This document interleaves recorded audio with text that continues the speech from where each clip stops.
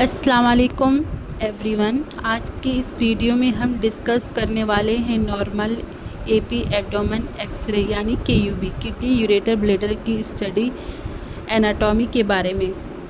अगर आप एक रेडियोग्राफी स्टूडेंट हैं तो ये वीडियो आपके वाइवा प्रैक्टिकल और क्लिनिकल प्रैक्टिस के लिए बहुत इम्पॉर्टेंट होने वाली है।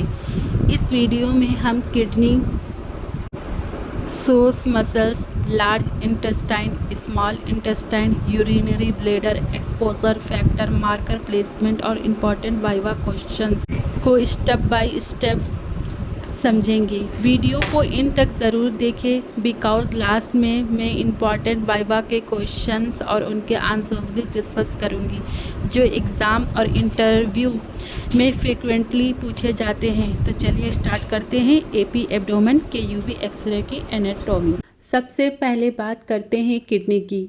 वाइवा में अक्सर पूछा जाता है किडनी कहाँ लोकेटेड होती है, तो इसका आंसर है किडनी स्पाइन के दोनों साइड्स पर रेट्रोपेराइटोनियल पोजीशन में लोकेटेड होती है।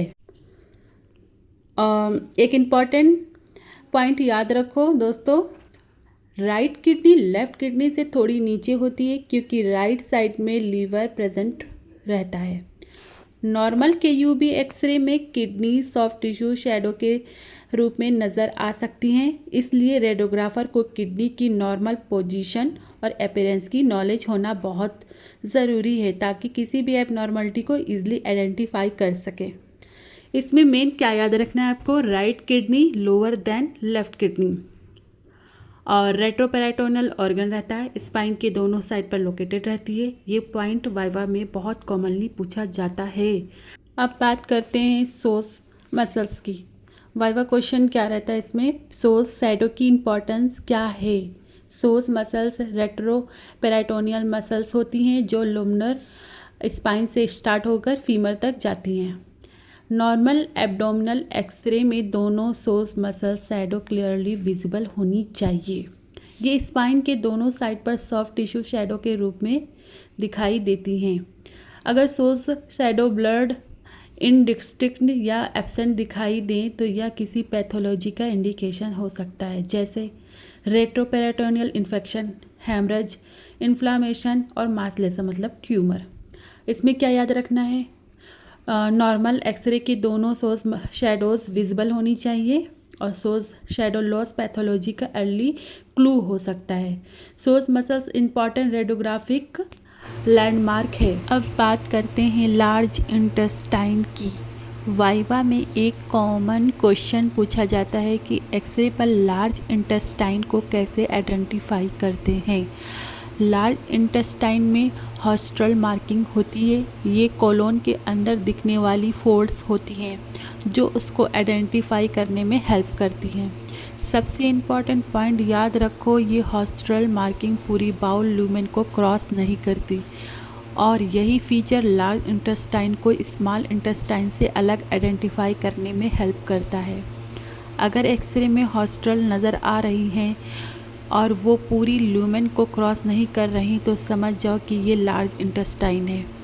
ये पॉइंट वाइवा और प्रैक्टिकल एग्ज़ाम में बहुत फ्रिक्वेंटली पूछा जाता है, इसलिए इसको अच्छे से याद रखो। अब बात करते हैं स्मॉल इंटेस्टाइन की। वाइवा में अक्सर पूछा जाता है कि एक्सरे पर स्मॉल इंटेस्टाइन को कैसे आइडेंटिफाई करते हैं। तो स्मॉल इंटेस्टाइन में वल्वुली कॉन्निवेंटीज होती हैं जिन्हें म्यूकोसल फोल्ड्स भी कहा जाता है। इनकी सबसे इम्पॉर्टेंट फीचर ये है कि ये फोल्ड्स बाउल ल्यूमन को पूरी तरह क्रॉस करती हैं, यानी एक साइड से दूसरी साइड तक नज़र आती हैं। यही पॉइंट स्मॉल इंटेस्टाइन को लार्ज इंटेस्टाइन से डिफ्रेंशिएट करने में हेल्प करता है। याद रखो दोस्तों, लार्ज इंटेस्टाइन में हॉस्ट्रल होती हैं, ल्यूमन को पूरी तरह क्रॉस नहीं करती, जबकि स्मॉल इंटेस्टाइन में वल्वुली कॉन्निवेंटीज ल्यूमन को कम्प्लीटली क्रॉस करती हैं। ये वाइवा का इम्पॉर्टेंट और फ्रीक्वेंटली आस्क्ड क्वेश्चन है।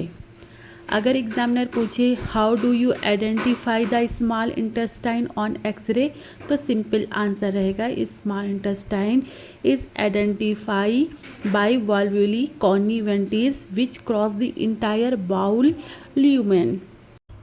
Let's discuss the urinary bladder. Viva questions रहते हैं, यूरिनरी ब्लैडर कहाँ लोकेटेड होता है? तो यूरिनरी ब्लैडर पेल्विस में मिडलाइन पोजीशन में लोकेटेड होता है।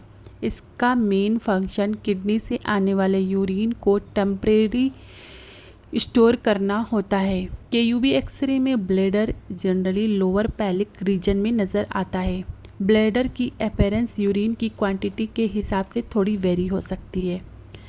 अब इसमें इंपॉर्टेंट पॉइंट्स क्या रहते हैं? पेल्विक्स में लोकेटेड होता है, मिडलाइन स्ट्रक्चर है, यूरिन स्टोरेज का काम करता है।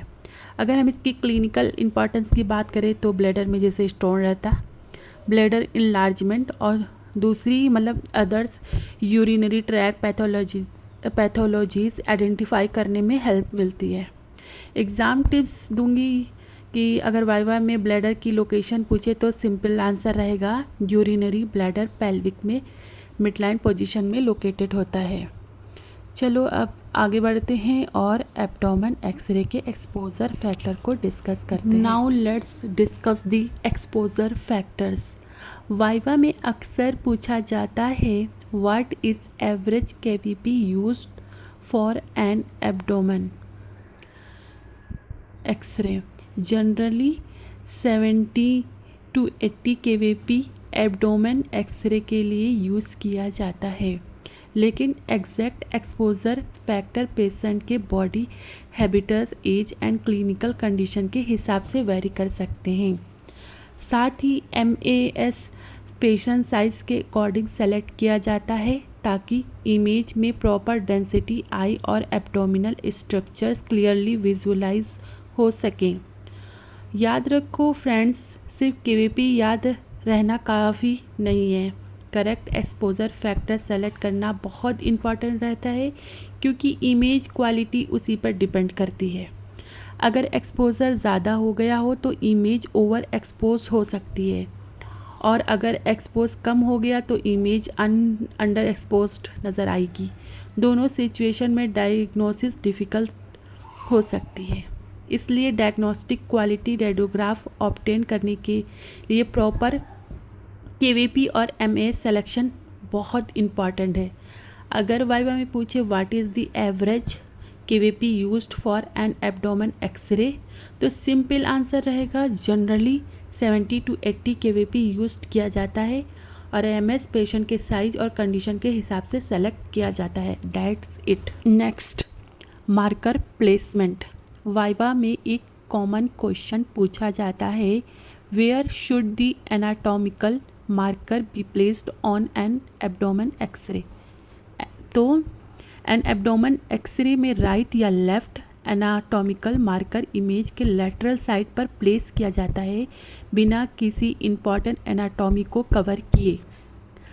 मार्कर का मेन पर्पस पेशेंट की करेक्ट साइड आइडेंटिफाई करना होता है।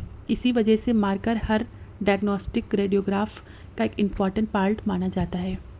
याद रखो फ्रेंड्स, मार्कर को पॉसिबल हो तो एक्सपोजर से पहले प्लेस करना चाहिए और किसी पोजीशन में ऐसी पोजीशन में रखना चाहिए जहां एनाटॉमी क्लियरली विजिबल रहे। इम्पॉर्टेंट बात यह है कि मार्कर किसी भी एनाटॉमी ऑफ इंटरेस्ट को ऑब्सक्योर नहीं करना चाहिए। अगर मार्कर गलत जगह लग गया या इमेज में मार्कर मिसिंग है तो इमेज इंटरप्रिटेशन में कन्फ्यूज़न हो सकती है और रॉन्ग साइड आइडेंटिफाई का रिस्क भी रहता है। अब अगर वाइवा में क्वेश्चन पूछते हैं where should the anatomical marker be placed, तो सिंपल आंसर राइट और लेफ्ट एनाटॉमिकल मार्कर इमेज के लेटरल साइड पर प्लेस किया जाता है without obscuring any important anatomy. ये छोटा सा पॉइंट लगता है लेकिन प्रैक्टिकल एग्ज़ाम और क्लिनिकल पोस्टिंग में बहुत इंपॉर्टेंट होता है।